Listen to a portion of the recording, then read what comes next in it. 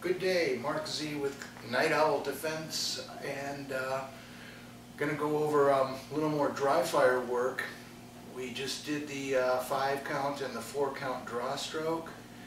I'm going to go over a couple of malfunction drills and tactical reloads, and this may help support why I like working out of the 4 count draw stroke. Once again, safety first. I have unloaded my weapons, put live ammunition in the other room. For these exercises, once again, I have put some snap caps or dummy rounds into the magazines on my person. I got 1 or 2 in each of those, as well as 1 or 2 in my gun. They are snap caps, it's no live ammunition. What I'm going to go over is 2 malfunction drills. The first is, if you are firing and your gun jams or doesn't fire for any reason other than not being empty, your very first clearance drill is to just tap the magazine, rack the slide, and fire. If it fires, great, continue with the fight.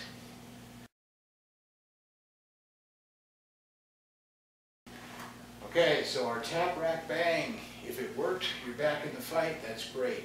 If tap, rack, bang did not work, that means there's an obstruction somewhere in the gun. Perhaps a piece of loose brass, a round that didn't eject, a round that didn't feed. In any event, we got to get it out of there, get the gun clear, get you some live ammunition back into the gun so you're back in the fight. Tap, rack, bang didn't work. We need to drop the mag. I use my left thumb to hit the mag release and strip it out of there if I need to, if it doesn't fall by itself. Next step, rack the slide 3 times to make sure it's good and clear. Reach into your mag pouch, get a freshly or fully charged mag. Put your index finger along the front of the magazine, slide it in, jam it home, rack the slide, and we should go bang.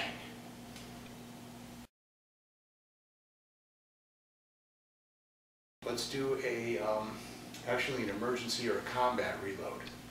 I've talked a little bit about, I've mentioned that I've got these snap caps, dummy rounds, got a couple in each of my magazines. The beauty of working with these is you can do live exercises. You can put,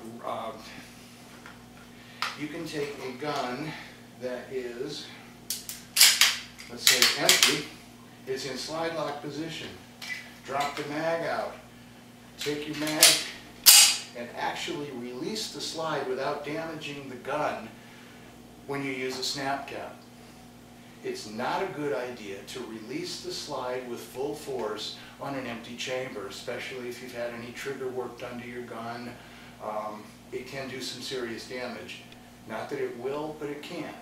By putting the snap cap or the dummy round in your magazine, you can go through and do a real, almost simulated real life combat reload.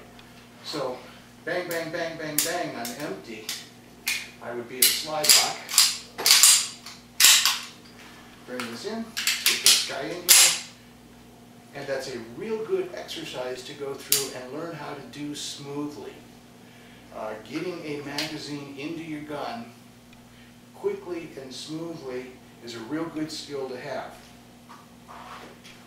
Speaking of which, along those lines, I carry with me in everyday life 2 spare magazines. People say, man, that's a lot of rounds. I got 25 rounds on an everyday basis.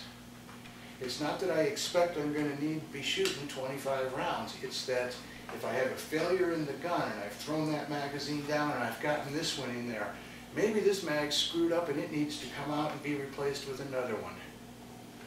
You just don't know. So that's my reasoning behind the carrying 2 extra mags. In terms of a combat reload, and I can do this, I've got an outdoor video, but there was so much wind you may not have been able to hear. Let's get ourselves into a condition of empty mag and slide lock. Bang, bang, bang, I'm empty. So we're going to drop the mag out of there, strip it if necessary, come around.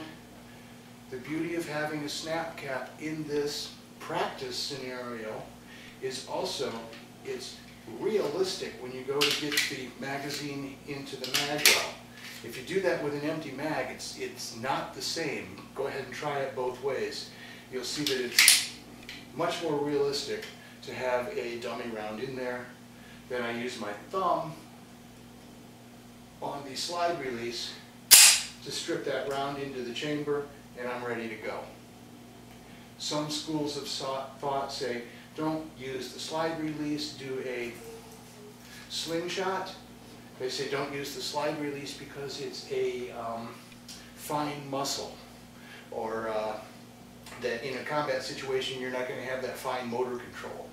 I tend to disagree because in this combat situation, pardon me, but my trigger finger happens to be a reasonably fine motor control. I think my left thumb can handle pushing down on the slide release to let to get the round chambered.